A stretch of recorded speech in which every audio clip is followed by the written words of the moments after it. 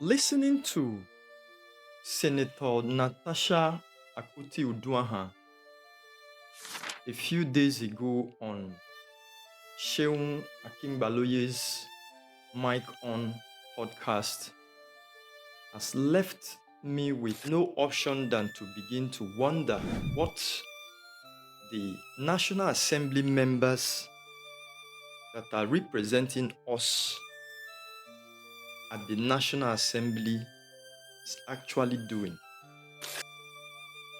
And this is not to impugn on anybody or having prejudice about the leadership or representation being offered, by our reps members. But the truth is that listening to Natasha and juxtaposing it with the fact that this is a first-timer at the National Assembly who had been there just a little over 2 years, is someone who had gone through different kind of controversy within a short period at the National Assembly.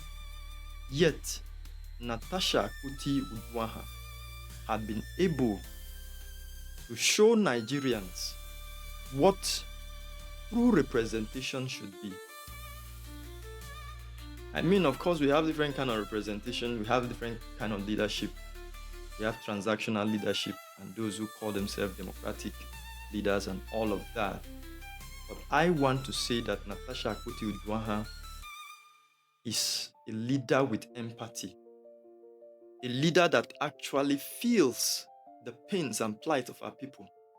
Natasha had demonstrated what leadership should be. I mean, I had to go back and look at the things that Natasha had done within the period that she had been there. And I found out that she had constructed or provided 40 solar-powered water projects, something that High Prep is dilly-dallying about here. Natasha had provided 40 within this period. She had provided smart street lights for almost all communities in her constituency where she represents. Natasha had built and constructed 160 markets for her constituents. She had built primary and secondary school for the children of the nomadic herders across her constituency.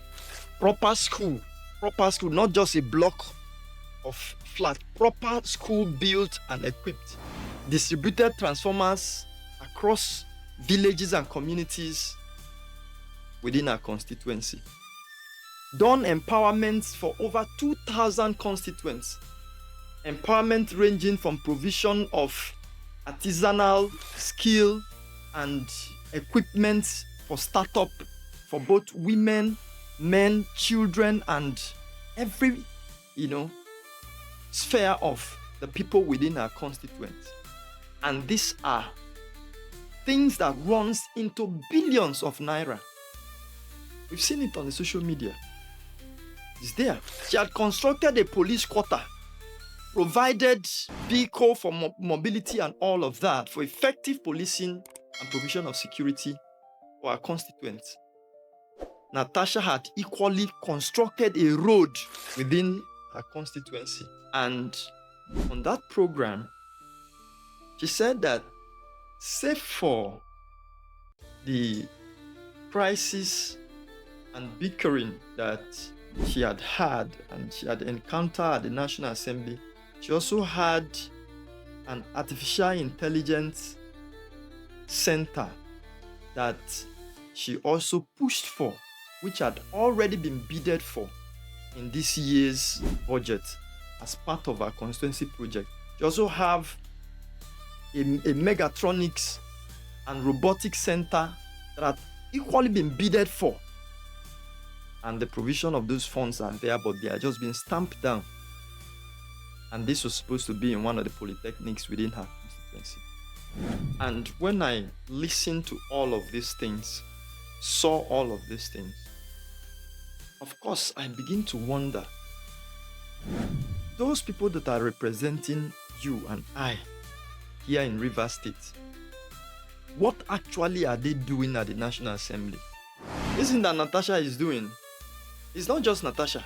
We've seen other reps member too. We've seen senators. We've seen people in Akwa Ibom here that is just our next door neighbor. We've seen a House of Rep member, roll out, projects and empowerment program that ran into the billions. That of the Senate president, of course, we won't say. He's a top gun. If you go to the north too, we've equally seen people come out, to roll out billions of naira projects for their people. Or here in Rivers State, what actually are those representing us doing? The 3 senators representing us in Rivers State, Rivers Southeast, Rivers East and West, and the 13 House of Rep members, what actually are they doing at the National Assembly? We have some of them who had been there for almost 8 years. We have those too who had served for 8 years and gone. Some of them that you will not even remember that they were in the National Assembly. Some of them, you will pass them on the road, you wouldn't even know, because there is not one single thing within the constituency where they represented that you can point to say this thing was actually done by this person when he was representing us. It is sad and bad, unfortunate, because leadership is supposed to be about the people. I've always said this. The moment your leadership is to go and empower, enrich, and alleviate the suffering or status of yourself and your family, then you have no business to be there. Representation is supposed to be guided by empathy. If you look at what Natasha is doing today, you see that she didn't just start now. Natasha had been touching the lives of her people even before she went to the National Assembly. And because this thing is what she does, this thing is what is inside of her, it became very easy. In fact, it gave her the platform to now go all out, to use the opportunity at the National Assembly to fight for everything that is available, bring back to her people. And that is what leadership and representation is supposed to be. Today I ask the question, what are our own people doing?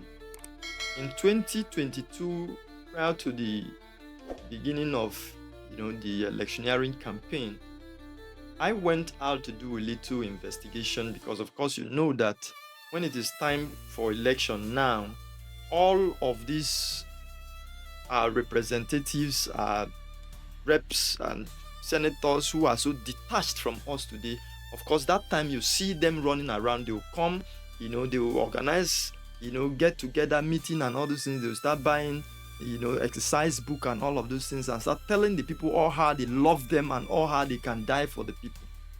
At that time, I went to do investigation and I found out that there were lots of projects that were built into the budget of the National Assembly as constituency project for our own people that had already been executed, or those projects were never found anywhere within our jurisdiction. And it has been happening year after year, administration after administration. Senators, reps member, they go there, serve themselves, use the mandate of the people to enhance their own living and livelihood, and then return back with nothing for the people. And when it's time for election, they'll come again, and this has been going on. Like I said, this is not to malign anybody, it's not to impugn on the character of anybody, but these are essential things that we must point out. And also, I want to appeal. Healthy competition is actually a positive thing. Today, Natasha Akpoti-Uduaghan had shown how representation should be. She has shown what a leader should be. Now the onus is on those people representing us, people who didn't know ab initio what is expected of them. At least now Natasha is showing the way. It is important for you to borrow a leaf from her. It is not to say that, because you are a senator or whatever representing the people, that you have become a semi-god. It is the people that made you to be there. If the people withdraw their social contract with you, you are nobody. And then when things are happening like that, it calls for concern. Because by the grace of God today, the internet has made it such that nothing is ever hidden anymore. Whatever is happening in Kafanchan, we see it here. Whatever is happening in Sokoto, we are watching it here. And today it is clear. All the people, all, I say all, are representing us, has been shortchanging us. Some of them may be out of, obvious ineptitude, because some of them are there, by quota system. Most of them are there, out of cronyism. Most of them. I learned about a senator serving River State now who never wanted to go there. But one of the power that be insisted for the power sharing to balance the equation within, all the political blocks in River State, forced her to go there even against her will. So what do you think a person that is forced to go and lead the people will do? Most of the time, such a person will be absent, and such are all the things that we see.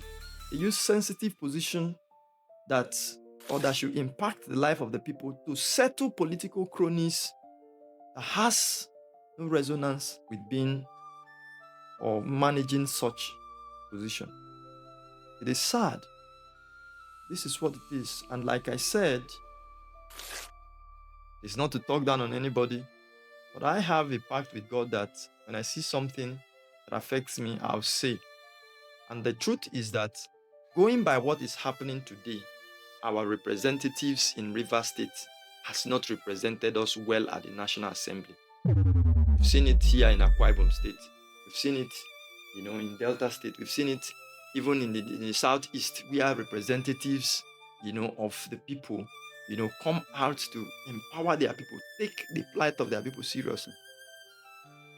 So we can do better than we are currently doing right now.